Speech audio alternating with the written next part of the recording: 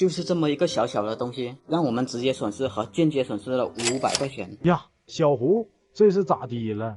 事情还要从半年前说起。半年前，业主家遭了贼，他怕贼后面又惦记，急忙喊我过来给他装几个监控。当时我和同事交代要装哪些位置，我就去忙我的事了。后面我才发现他忘记带了尾线收纳盒，由于距离实在是太远了，再跑回来肯定是不划算。等一下，什么是尾线收纳盒？收纳盒主要有2个作用，一个是起到美观作用，一个是防水作用。如果不考虑美观性，用不用收纳盒都无所谓。一般上这个防水胶也没事。为了防止意外，我就让它在防水胶的接口处缠上厚厚的几层胶布。电源线接口虽说没有什么作用了，我也要让它缠上防水胶布。这事就过去了半年，直到前段时间我们海南大台风刮的，整个海南都下好几天的大暴雨了。业主和我说有一个监控看不到了，当时我过去看了一下，确实是少了一个画面。我通过回放通道来确定它的位置，最后确定那个损坏的监控是这个。我先用手盖住监控，因为你一遮挡住它，它就以为天黑了，就会开启红外。我这样做的目的就是判断它是否通电。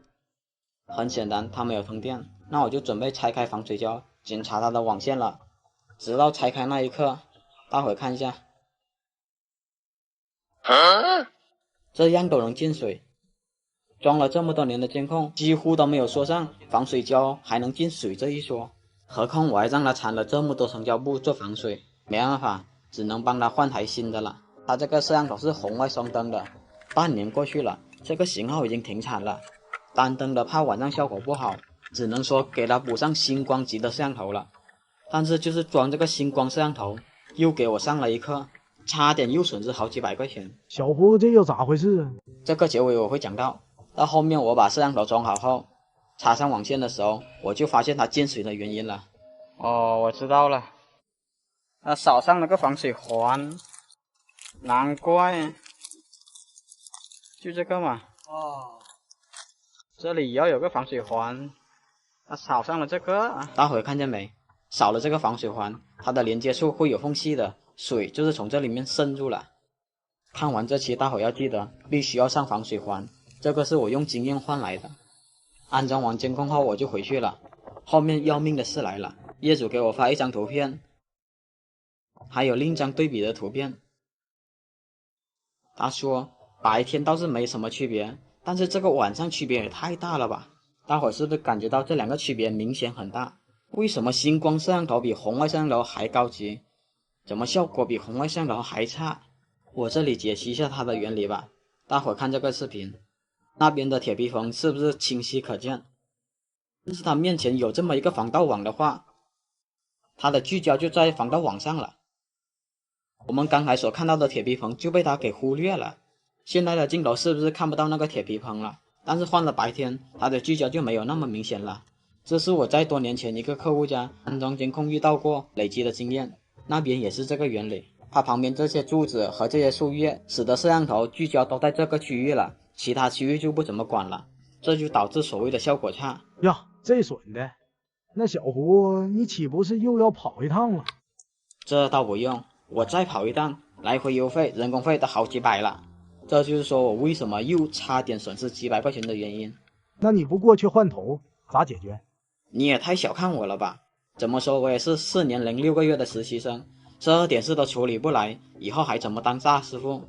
我于是通过远程协助的方式进入了摄像头，在它配置里面把它的白光补光改成红外补光就行了。大伙看一下效果吧，对比之前是不是效果好的太多了？就是因为这个小小的防水环，导致我们损失了500块钱，真心不值得，这真的是惨痛的教训。好了，本期你学会了哪些内容？下一期是讲家庭 WiFi 覆盖的，感谢大伙观看。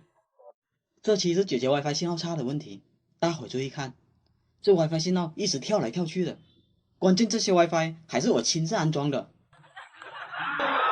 事情还要从去年说起，那个时候一个粉丝找到我，说他家要安装面板 AP， 我看了下他们家的户型图，有4个房间，1个客厅，标准的做法就是每个房间和客厅各安装1个。但是这一套下来，那个叫做贵啊！当时他家正在准备装修，所以预算有限，就问我还有便宜的吗？当时我就问他，你打游戏吗？他说我不打。哎，这就好办了，因为小胡我经常给很多不差钱的业主更换 AP， 所以他们淘汰下来的 AP 也就送给了我。于是我就问他，你要不要考虑二手的？一说到二手，还是挺为难的，但是一个几千，一个几百，谁能经得起这种诱惑？就这样，我们愉快地达成了约定。当时我来到业主家，他们家还处在装修阶段，宽带还没有拉进来，所以我只能把设备新装上去了。鉴于我很多粉丝都是新手，所以我这里简单说一下 AC 加 AP 的安装流程吧。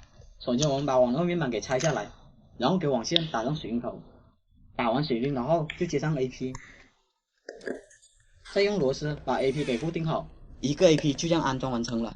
就这样，我3加5手2的功夫就把所有的 AP 安装完了。至于热电枪这边，也是全部网线都打上水晶头，然后把所有的网线都插在 AC 上就可以了。我给设备通上电后，电脑输入 AC 背面的地址就可以进入后台了。来到后台后，我看到5个 AP 都是运行正常的，然后我在无线网络设置里面把 WiFi 名称和密码填上去，这整个 AP 的安装过程就算完了。怎么样，够简单吧？由于当时没有宽带的原因，所以我没办法给他测网速。我走了一圈测试下，发现没有什么问题后，我就回去了。就这样，时间过去了大半年，他们住进来的时候就发现客厅的 WiFi 信号极差不说，500兆的宽带测速居然只有9兆，没理由啊！当时我安装完毕后都检查了，是没有任何问题的，咋变成这样了？所以只能过去他们家看看什么情况了。Later， 来到了他们家，业主就给我展示了信号一直跳来跳去的情况。下班了没有？我怀疑他进来接的就是我这个房间的，我怀疑他就挺还可以。所以这回帮解决一下，如果后面还出现问题，我再过来看他想其他办法。我长这么大没见1965年现在又卡了，他有时候快，有时候又慢。没办法，我只能看一下他们热电枪是什么情况了。哇，这么大这个猫哦！你这个猫好大哦！我打开了热电枪，我发现里面5条网线的灯都是亮着。这里大伙注意看，这条网线的灯正好灭了，但当时我是没有发现的，因为我全部的注意力都在这5条网线上。这条网线还是他们的网络主线。就在业主喊我的时候，这网线又断了一次。大伙这里注意看啊！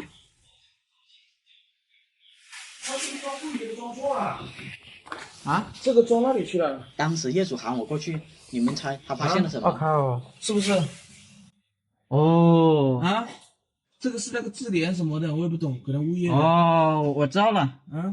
这个一直都没启用，这个一直都没启用。